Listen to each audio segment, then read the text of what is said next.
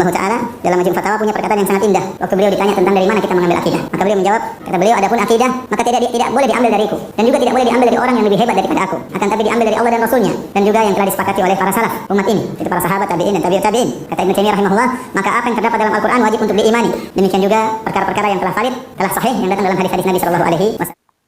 Assalamualaikum warahmatullahi wabarakatuh. Alhamdulillah wassalatu wassalamu ala rasulillah wa ala alihi wa sahbihi wa man walah, amma ba'du. Mari kita perhatikan satu redaksi dari kitab Majmu'ul Fatawa atau Majmu'ul Fatawi. Silahkan bisa cek sendiri karya dari Ibnu Taimiyah, bahwa Ibnu Taimiyah ini seringkali dijadikan rujukan oleh kelompok Salafi Wahabi. Tapi nyatanya ada yang menarik dari apa yang disampaikan oleh Ibnu Taimiyah yang wafat pada tahun 728.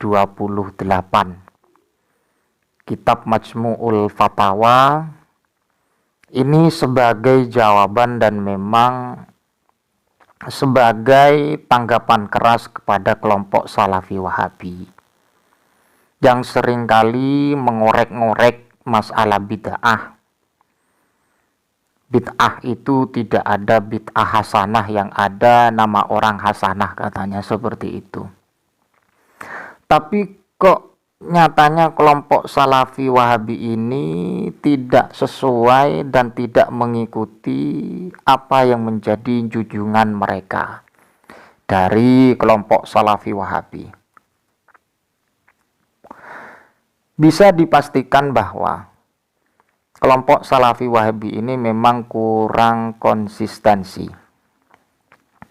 Mari kita buktikan dan saya bacakan ya, bahwa Ibnu Taimiyah dalam kitab Majmu'ul Fatawa, beliau mengutip pendapat atau dawuh Imamuna Asy-Syafi'i rahimahullahu ta'ala, amin. Al-bid'atu bid'atani. Yang namanya bid'ah itu ada dua. Ya, wow. Al-bid'atu bid'atani. Bid'atun khalafat kitaban wa sunnatan wa ijma'an wa asaron an ba'di ashabi rasulillahi fahadihi bid'atu dhalalatin. Bahwa yang pertama, konteks bid'ah yang tidak sesuai atau bertentangan, menyalahi kitab, sunnah dan ijma' dan juga asar sahabat Rasulullah Shallallahu Alaihi Wasallam. Jika konteksnya seperti ini, fahadhihi bid'atu dhalalatin, maka ini dikatakan bid'ah dhalalah. Jelas ya. Jika ada pekerjaan, jika ada tradisi, jika ada amaliyah yang memang menyalahi aturan Al-Quran, Sunnah, Ijma' dan asar sahabat, maka ini dikatakan bid'ah dhalalah, bid'ah yang sesat. Kemudian yang kedua, wa bid'atun lam tukhalif syai'an min zalika fahadihi qad takunu hasanatan. Dan kemudian opsi kedua adalah bid'ah yang tidak menyalahi Al-Quran, menyalahi as-sunnah dan kemudian al-ijma' dan asarus sahabah.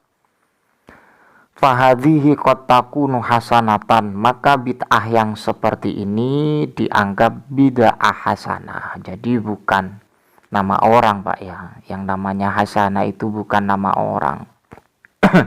Tapi memang ada dua opsi yang disampaikan oleh Ibnu Taimiyah yang mengutip pendapat atau dawuh dari Imamuna Asy-Syafi'i radhiyallahu an. Jadi saya tegaskan kembali, bid'ah itu Pak ya, bukan langsung diarahkan kepada bid'ah dhalalah atau bid'ah madmumah. Ibnu Taimiyah saja itu respect atau sepakat atau ittifaq ala maqalahu asy-Syafi'i, yang memberikan opsi dalam masalah bid'ah ini ada dua, bid'ah dhalalah, bid'ah hasanah. Dan juga bukan sekedar pendapat saja Pak ya, Ibnu Taimiyah juga menampilkan apa yang menjadi tendensi daripada Imam Asy-Syafi'i.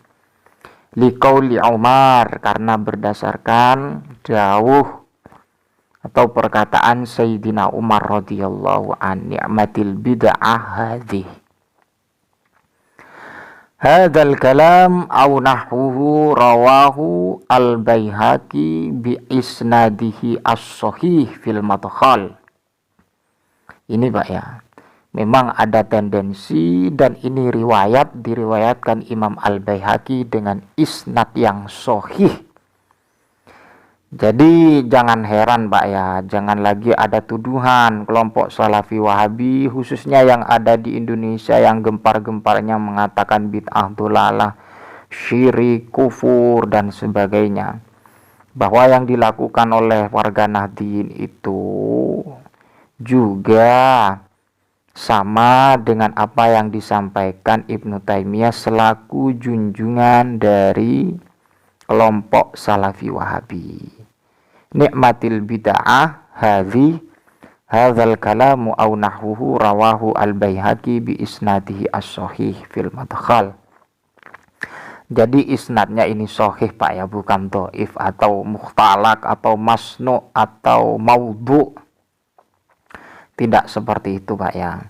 Jadi ini jelas apa yang disampaikan oleh Imamuna Asy-Syafi'i yang dikutip oleh Ibnu Taimiyah dalam kitab Majmu'ul Fatawa.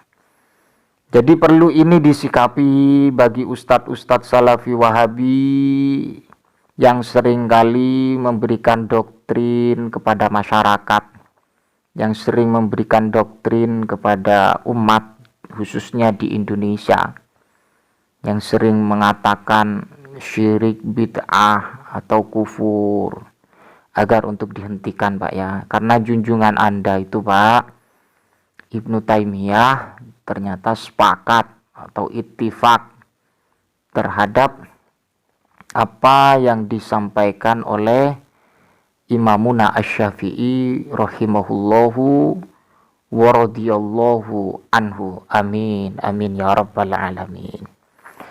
Sahabat Ufik Media, mudah-mudahan kita tetap istiqomah beribadah kepada Allah dan tetap kita menghargai qaulul ulama. Kita menghargai pendapat para ulama. Kita menghargai apa yang menjadi rujukan para ulama. Jangan moro-moro kita sok paham hadis, sok paham Quran, kemudian dijadikan senjata untuk membunuh tradisi-tradisi yang dilakukan umat Islam khususnya warga Nahdliyin. Tahlilan, ziarah kubur, haul, dan kemudian permasalahan-permasalahan yang lain.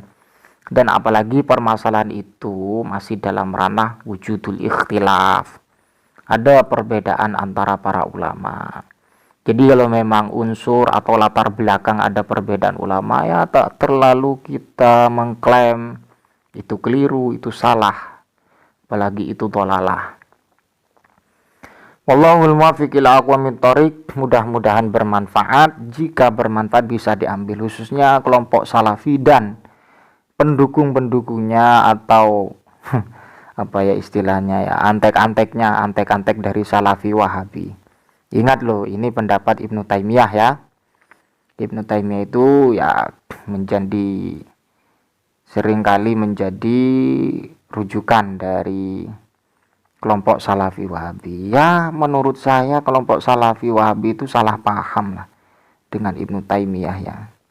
Tapi segelintir saja mereka memahami apa yang disampaikan oleh Ibnu Taimiyah. Wallahul muwaffiq ila aqwamit thoriq. Assalamualaikum warahmatullahi wabarakatuh.